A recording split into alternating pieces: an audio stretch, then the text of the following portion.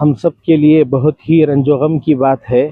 ہمارے مخدوم و محترم حضرت مولانا صغیر احمد صاحب رشادی رحمۃ اللہ علیہ اس دنیا سے کوچ فرما گئے۔ انا للہ و انا الیہ راجعون۔ اس سانحہ عظیم پر ہم بہت ہی رنج و غم کا اظہار کرتے ہیں۔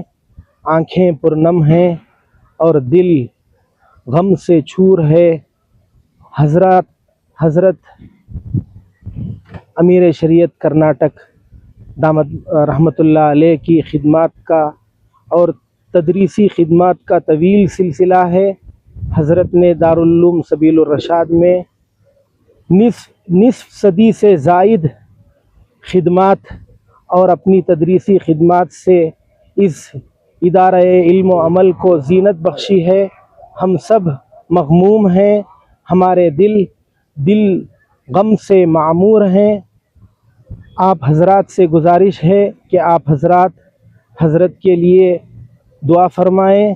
اللہ تبارک و تعالی حضرت کی مغفرت فرمائے، اعلیٰ علیین میں مقام عطا فرمائے، اور پسماندگان کو، حضرت کے فرزندان کو اور تمام فرزندان کو صبر جمیل عطا فرمائے، اہل خانہ کو صبر جمیل عطا فرمائے۔